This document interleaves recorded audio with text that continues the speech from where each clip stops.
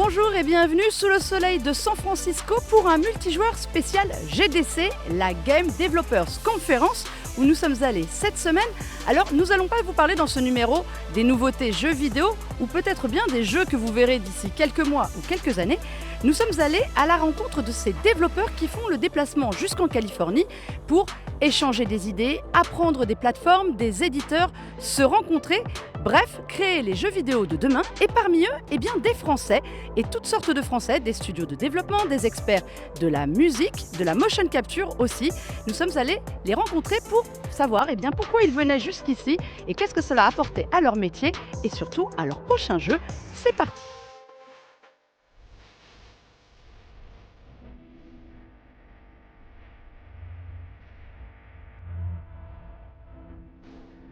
La musique occupe désormais une partie importante du jeu vidéo, on ne cesse de le répéter, on cesse même de l'écouter en boucle. Et savez-vous qui était derrière vos playlists préférées, celles qui traînent sur vos Spotify, Deezer et autres Apple Music? Nous sommes allés rencontrer Rémi Dahi et Tarafa Saloul, les deux cofondateurs de Kit Katana, un studio ou plutôt un label de musique dédié aux jeux vidéo.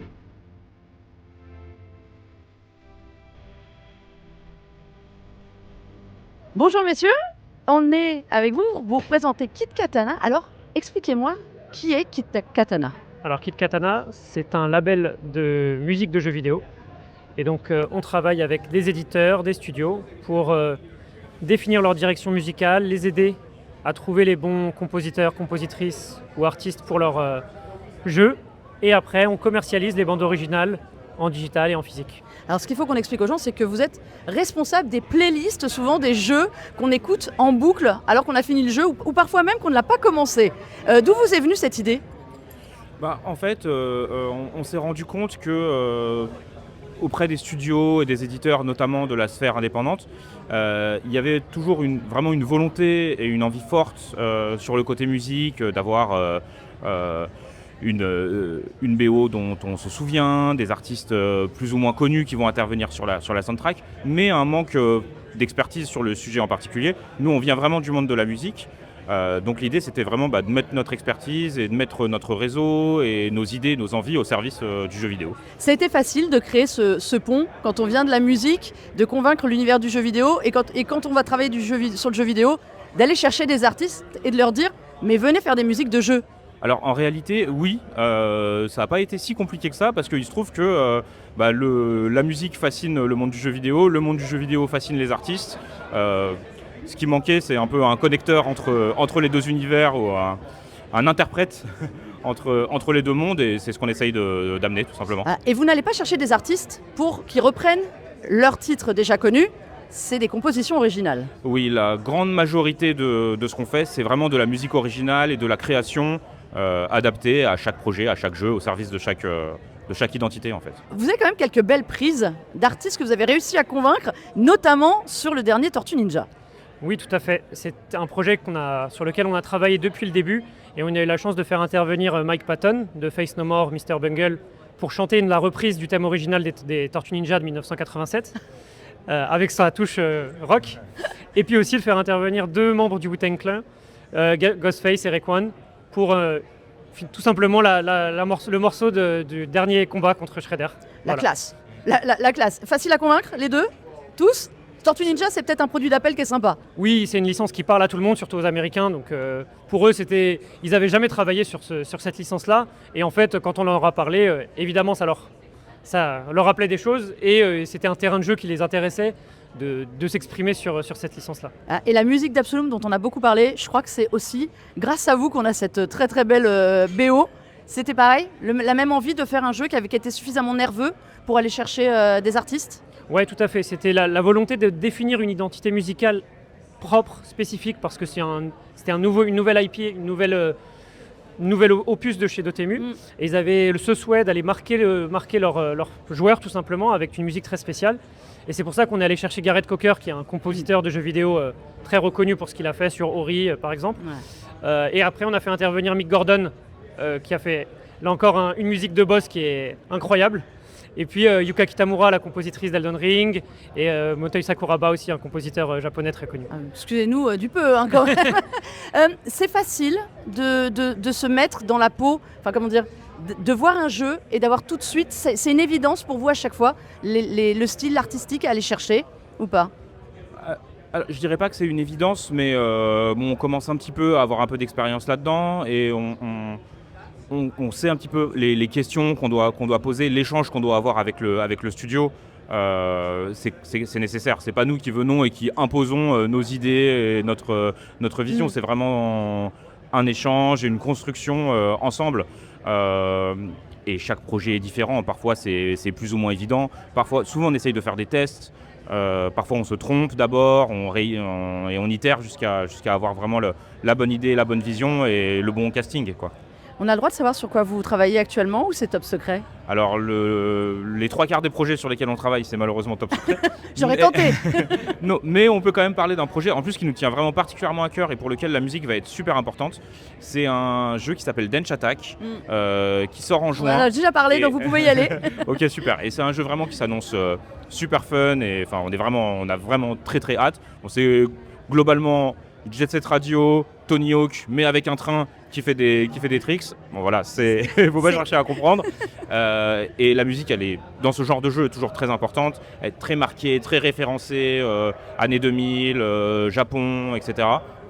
Et là, on a un casting assez monumental qu'on a déjà annoncé en grande partie, mais il y a une vingtaine d'artistes différents, pas mal de japonais notamment. Il y a un compositeur qui a travaillé sur Mario Kart et Splatoon, il y a le compositeur des Persona, de la série Persona. Ah oui. Il y a vraiment toute une ribambelle d'artistes. Il y a Richard Jacques qui a beaucoup travaillé sur des Sonic. C'est vraiment un casting all-star. Pour tous les fans de musique de jeux vidéo et notamment les nostalgiques, ça va vraiment être particulièrement un petit bonbon de l'été a priori. Oh là là, vous nous vendez ça super bien. La GDC, pour vous, être ici, c'était important. Qu'est-ce que vous en attendez? Alors oui, la GDC pour nous c'est important parce que c'est un moment où on rencontre les studios, les éditeurs avec lesquels on travaille déjà. On rencontre aussi des artistes, des compositeurs, compositrices. C'est bien de se connaître pour d'éventuels futurs projets. Et on fait des nouvelles rencontres de gens qui pourraient avoir besoin de nos services dans le futur. Donc non, pour nous c'est un marqueur important comme peut l'être la Gamescom ou le Tokyo Game Show. Voilà. Bonne chose d'être là, en plus il fait beau. C'est parfait. Tarafa, Rémi, merci beaucoup. Et bonne GDC Merci. à vous. Merci.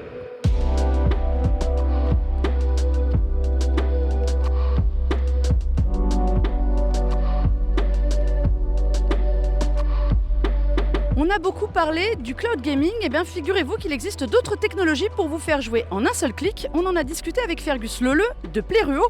Son entreprise a mis au point un nouveau système qui permet à des éditeurs, des développeurs de jeux de vous donner accès à une petite partie à tester en appuyant simplement sur une publicité, figurez-vous. Fergus, bonjour. Salut. Alors, tu es derrière une solution qui est en train de révolutionner un petit peu quand même le jeu vidéo, notamment pour les journalistes qui ont des tests à faire de jeux, qui s'appelle Playruo. Est-ce que tu peux expliquer aux gens qui ne connaîtraient pas ce qu'est Playruo? Exactement, révolutionner un petit peu, révolutionner beaucoup, j'ai envie de dire. Playruo, c'est une technologie qu'on a développée depuis plusieurs années et qui permet de faire tester des jeux de manière instantanée. Les jeux PC, donc pas de download, pas de téléchargement, pas d'installation, juste du click and play. Donc je suis sur un site internet, je vois une publicité pour un jeu, je clique dessus et au lieu d'avoir un trailer, je peux jouer au jeu instantanément en 4K, en 60 fps, sans avoir rien à faire que de cliquer et de jouer.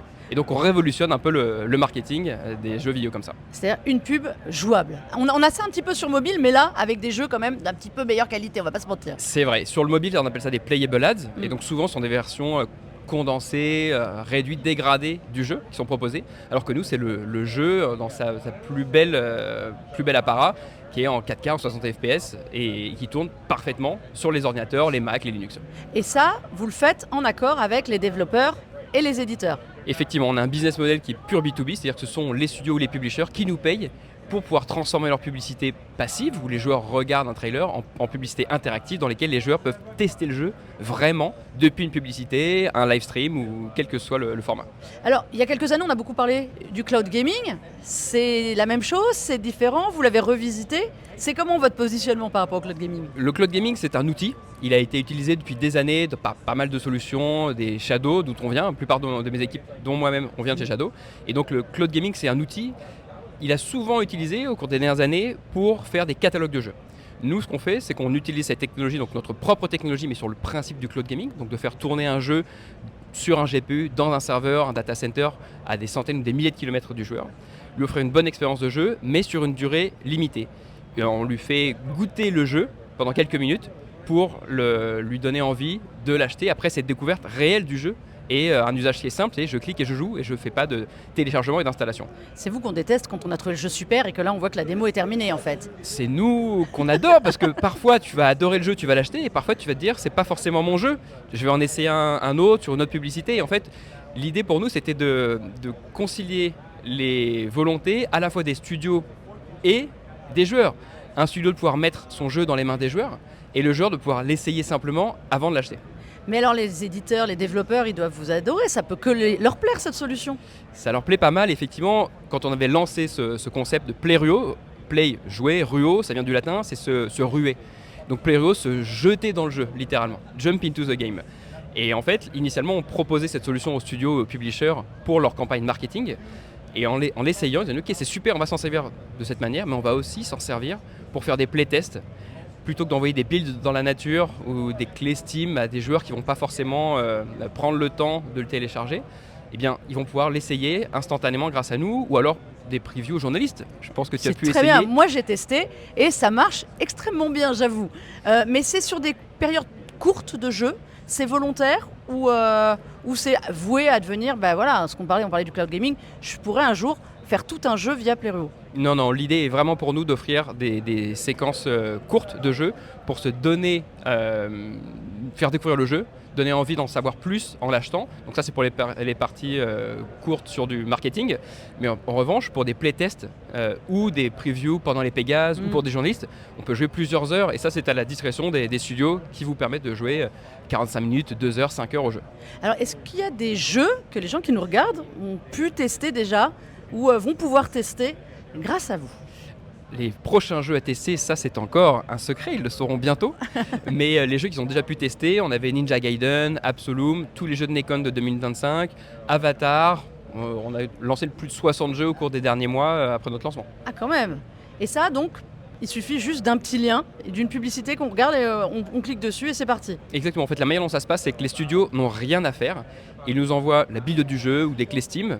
En quelques minutes, notre technologie permet de créer cette démo et donc de dire ok, le jeu tourne en intégralité, mais on va sélectionner la bonne séquence et la durée, quelques minutes, quelques dizaines de minutes. Et ensuite, le publisher ou son agence marketing média va décider de les endroits où elles vont les diffuser. C'est parfait ça. Et donc ici à la GDC, tu fais quoi? Tu fais tous les rendez-vous avec tous les éditeurs pour leur dire mais regardez, cette solution est formidable. Ça ressemble à quoi? Alors, à quoi ça ressemble? C'est un monde assez dingue pour ceux qui ne sont pas encore à la GDC. C'est ma première et c'est vrai que la ville est électrique, à la fois tech et cool, donc c'est vraiment génial.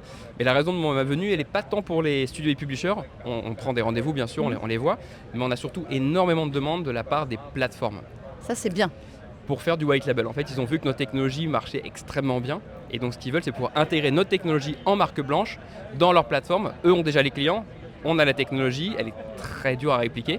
Et donc, ils préfèrent l'utiliser directement pour toucher les millions de joueurs qui joueront sur les différents continents. Donc, ça veut dire que sur nos consoles, on pourra bientôt peut-être tester ça, sur nos PC et tout. C'est bien. Sur les PC, c'est sûr. Sur les consoles, des discussions sont en cours. J'espère annoncer quelque chose prochainement. Wait and see, alors. Wait and see. Bon, alors on va te laisser aller faire les autres rendez-vous pour que tu arrives à les convaincre. Complètement, c'est le but. Eh ben, merci, bonne GDC à toi aussi. C'était un plaisir. Merci beaucoup.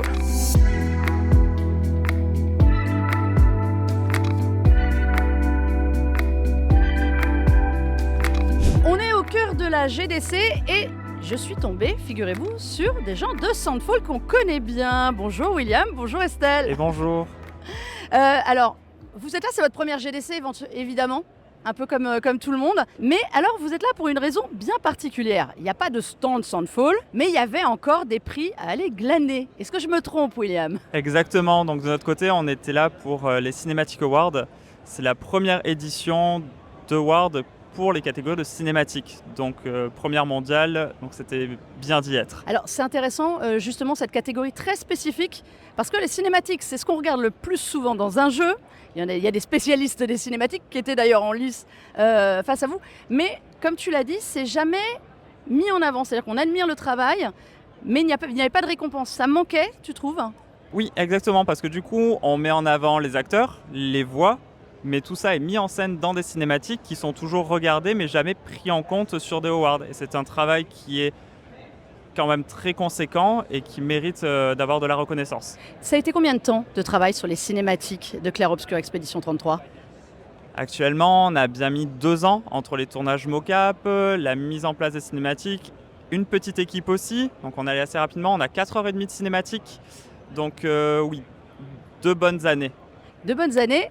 Récompensé ici donc par un prix. Alors comment il s'appelle ce prix d'ailleurs? Alors nous avons eu la chance d'avoir la récompense pour Outstanding Art Direction pour la cinématique du Gommage. La scène qui a un peu fait pleurer tout le monde d'entrer dans le jeu, c'est amplement mérité en tout cas pour cette scène. Je pense qu'il restera une des scènes les plus marquantes du jeu vidéo, en tout cas l'année dernière, mais je pense pour quelques années. Je pense qu'elle a fait pleurer pas mal de gens et le prix, ça nous permet de dire voilà, on l'a fait, c'est la preuve du succès. C'est important d'être récompensé par ses pairs parce qu'on le rappelle ici, c'est pas le public qui vote, ce sont des experts des cinématiques comme toi. Oui, car les fans ont une vision avec le cœur, on va dire. Ils vont s'attacher à des personnages, vont s'attacher à une histoire, donc vont peut-être pas avoir le recul technique qui est, nous, notre travail. Donc avoir la reconnaissance des pairs, c'est avoir la reconnaissance sur la manière dont on a travaillé et pas spécialement que sur le résultat final. Donc c'est assez important. C'est assez important. Et pour faire des cinématiques, il faut quand même des gens qui donnent vie aussi aux personnages. Et alors, voilà, on a avec nous Estelle. Alors Estelle, peut-être que son visage, vous ne le connaissez pas, mais en tout cas, vous l'avez malmené dans le jeu, il y a des chances.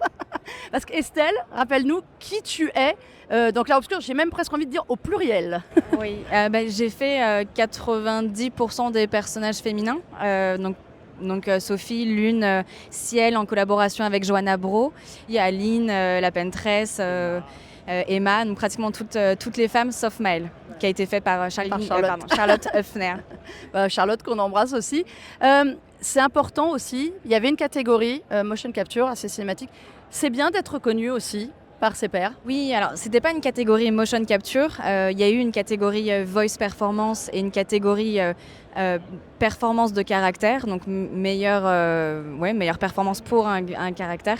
Et dans cette catégorie-là, ce qui a été assez chouette, c'est qu'ils ont aussi mentionné l'actrice de motion capture. Donc c'était le personnage de Lune, donc il y avait Kirsty Ryder pour la voix et du coup moi pour la mocap et Guillaume Broche et Jennifer Svedbergen pour l'écriture du personnage. Ah, c'était vraiment toute l'équipe. C'était un groupe, on était tous les 4 nommés super, ça. dans cette catégorie.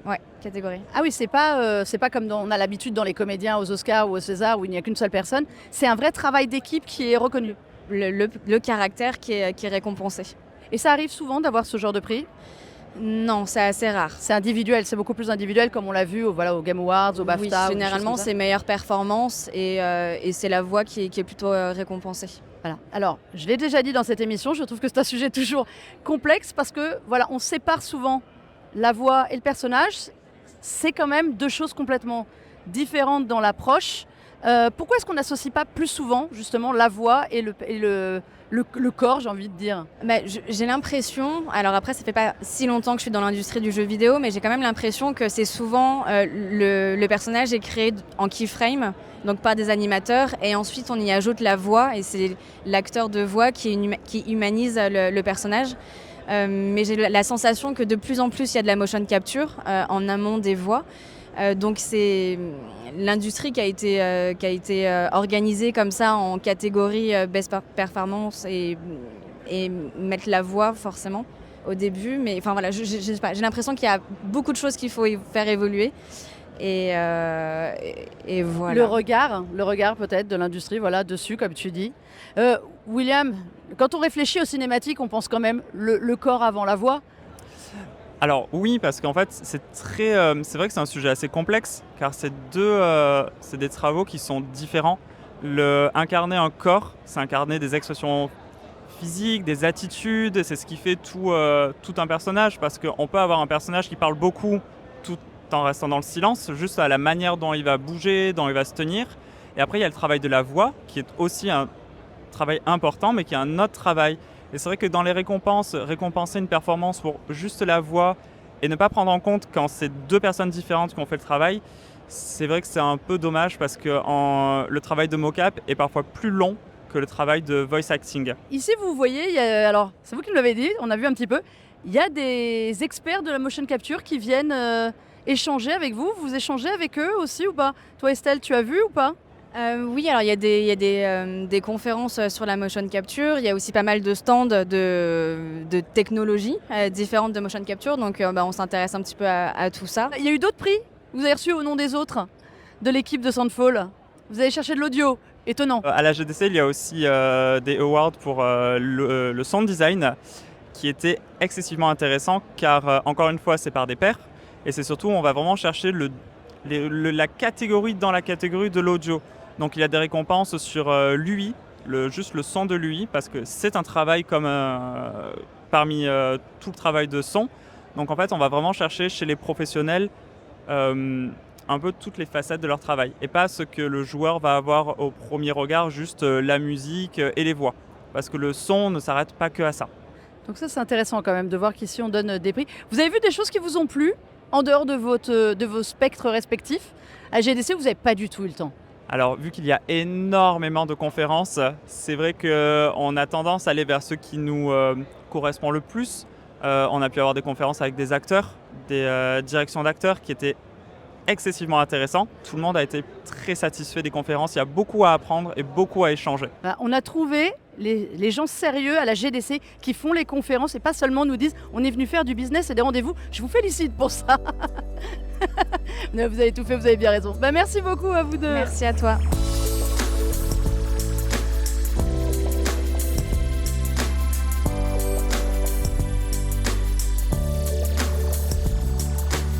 On l'a vu, plein de métiers se donnent rendez-vous à la GDC pour échanger, faire des affaires et puis prévoir l'avenir. Il y a évidemment des studios et de jeunes studios qui sont ici par des moyens différents. On est allé à la rencontre de deux d'entre eux, Flavien de Teamcraft et Coralie de Wild and Sweet. Ils nous expliquent pourquoi, alors que leurs jeux ne sont pas encore sortis complètement, ils viennent prendre des rendez-vous à la GDC et acquérir de l'expérience.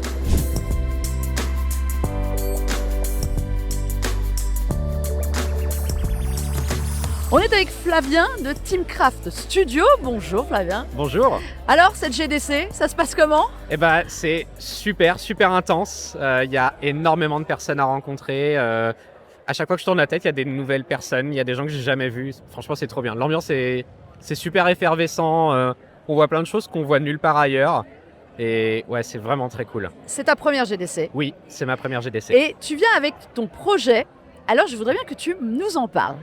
Ok, en fait, moi il y a à peu près 8 ans, j'ai créé un outil qui s'appelle FF14 Teamcraft pour les joueurs de Final Fantasy XIV, qui est un MMO.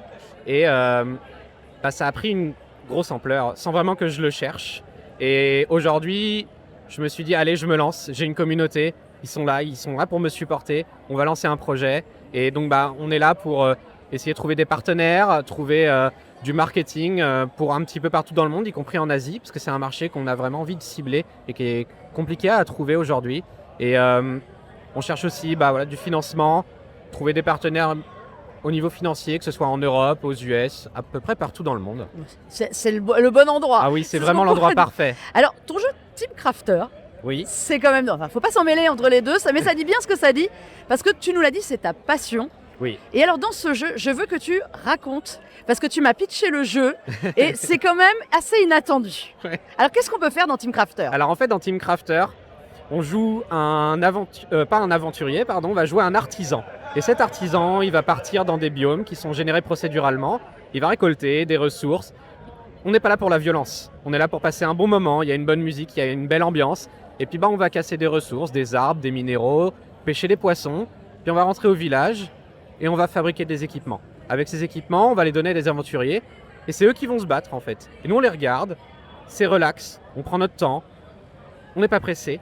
Et à partir de là, en fonction de comment ils réussissent ou pas le combat, eh bien on va ajuster leur équipement, augmenter la défense, augmenter la force, et peut-être même aller dans des mécaniques plus profondes, comme de la conversion de dégâts, peut-être viser, je sais pas, des esquives, des trucs comme ça. Mais sans rien faire, nous. Nous, on est la partie cosy du jeu. Totalement. Nous, on est là pour se relaxer. Il n'y a pas de limite de temps, il n'y a pas de violence, il n'y a pas de choses à esquiver.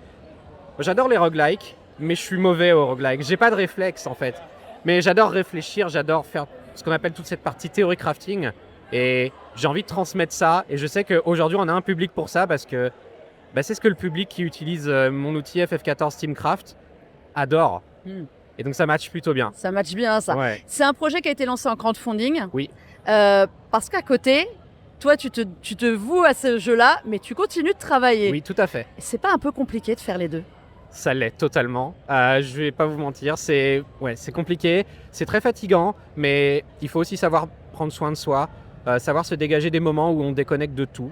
Moi, j'adore prendre du temps où je fais vraiment totalement autre chose. Je lâche mon téléphone, je lâche absolument toutes les connexions possibles et on souffle.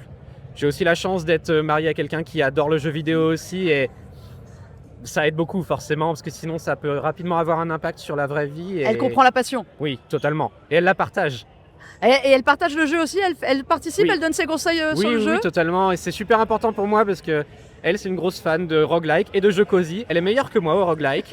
Et ouais, c'est hyper important forcément d'avoir son feedback, ça me touche beaucoup. Donc, ouais. Donc là, ici, à la GDC, tu pistes des profils, tu pistes des éditeurs. Qu'est-ce que tu attends de la GDC? On essaye un petit peu de discuter avec des éditeurs, même si c'est pas notre top priorité, je dirais. L'idée, c'est surtout de discuter avec des acteurs financiers qu'on ne pourrait pas rencontrer autre part. Typiquement, je rencontre des personnes de Corée du Sud dans pas longtemps. J'ai parlé avec des gens de Chine, du Japon, de France, Royaume-Uni. Je pourrais citer quasiment tous les pays du monde. Voilà. Mais les éditeurs français, alors, il faut qu'ils se jettent sur un jeu pareil. Oui, ils sont aussi là d'ailleurs. J'en ai croisé quelques-uns. On a discuté avec quelques éditeurs français, en effet. Aujourd'hui, c'est forcément un petit peu compliqué parce que on sort un peu des sentiers battus et il y a un besoin de stabilité. Et on comprend bien que voilà, ça peut être compliqué. Et c'est pour ça que nous, l'idée aujourd'hui, c'est d'aller chercher du financement de manière à pouvoir derrière gérer notre marketing, publier le jeu par nous-mêmes et réussir à faire quelque chose de vraiment impactant avec notre communauté qui nous soutient depuis le début. Bah, c'est super. Bah écoute, c'est tout ce qu'on te souhaite sur cette GDC et Merci en France beaucoup. et de se revoir pour parler donc de Team Crafter. Carrément. Voilà, moi je veux tester ce cosy où on caresse les animaux, tu m'as dit, on leur fait pas de mal. Fait. On peut que caresser les animaux. On a des gens qui ont déjà essayé de les taper, mais ça marche pas. Ouais, on hésite à leur mettre un dialogue pour dire non, ici on tape pas les animaux, mais voilà. Et voilà. Et on a une démo sur Steam qui est déjà disponible. Ah super. Donc, n'importe qui peut tester le jeu. C'est en français et en anglais. Et il y a une super histoire qui est derrière. Oh le teasing, voilà, il faut aller tester. Maintenant on le sait, Team Crafter, bah merci beaucoup Flavien. Merci à vous.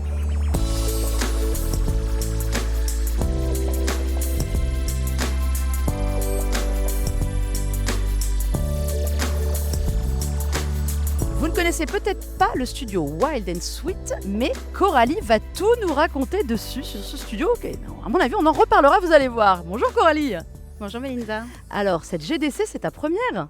Cette GDC, c'est ma première et c'est un événement qui est assez impressionnant puisqu'il est assez dense et puis la ville est complètement électrique. Et il y a des événements qui se déroulent de partout et C'est la première fois que tu viens pour ton studio? c'est la première fois que je viens pour mon studio. Et alors, est-ce que ça ressemble quand même pour le moment, ces premiers jours, ça ressemble un peu à ce que tu attendais au niveau des rencontres, au niveau de l'effervescence? Parce que c'est vrai que ça bouge beaucoup en bas derrière nous, en contrebas du Moscone Center, là on entend encore. Je dirais que ça va même au-delà de mon attente finalement, puisque dans les dernières conventions que j'ai pu faire, j'arrivais à avoir une dizaine de rendez-vous et là je parviens à avoir une vingtaine de rendez-vous avec des éditeurs que j'avais jamais réussi à obtenir.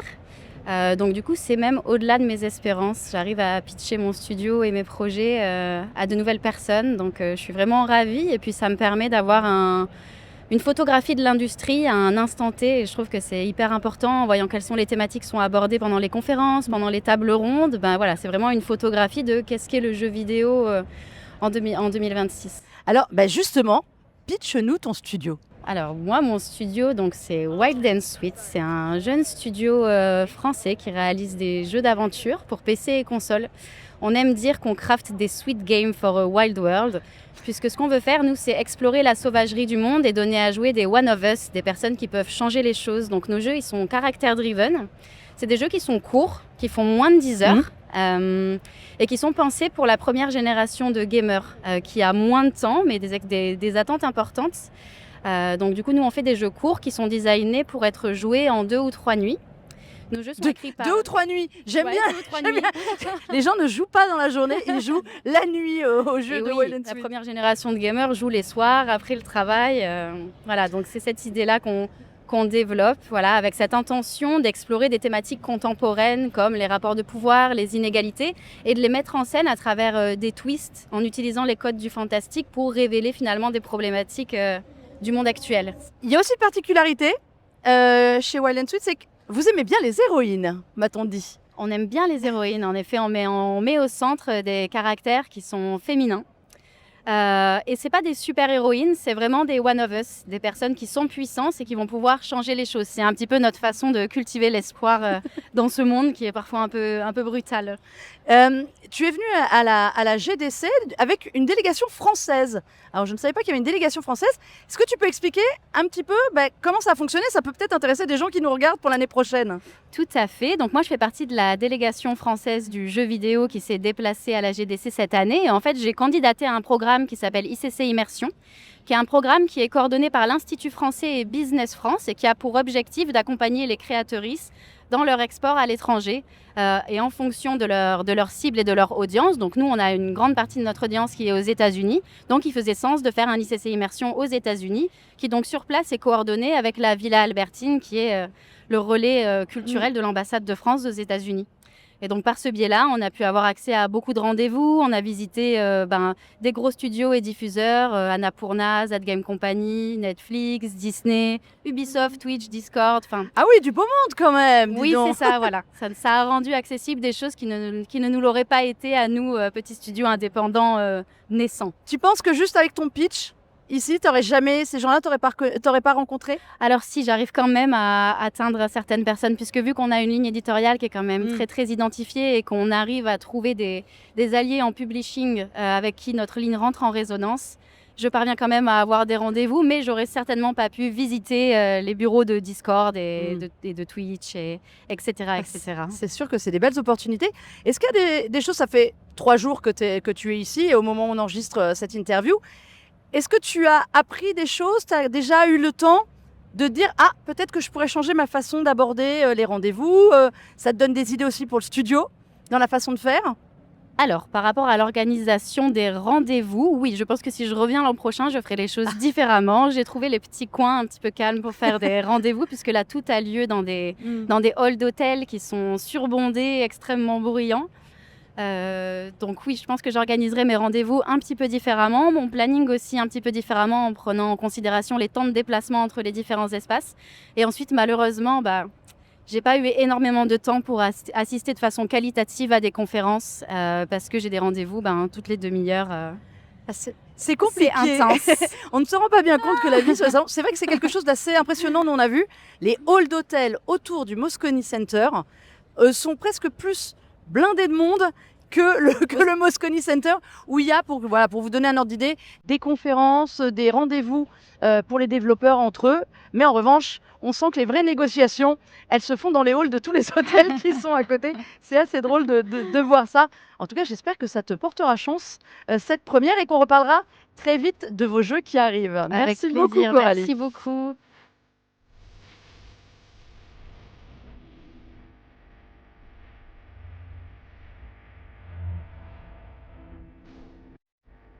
Merci à vous toutes et à vous tous d'avoir suivi cette émission spéciale GDC. On espère vous avoir un peu éclairé sur cette Game Developers Conference et vous avoir aussi donné peut-être des idées pour la suite. En tout cas, vous pouvez retrouver cette émission en multidiffusion sur la chaîne Tech & Co, sur le site BFM Tech, sur la plateforme YouTube BFM Tech et évidemment sur RMC BFM Play et en podcast partout. On se dit rendez-vous à très bientôt en plateau et au calme cette fois. Allez, jouez bien.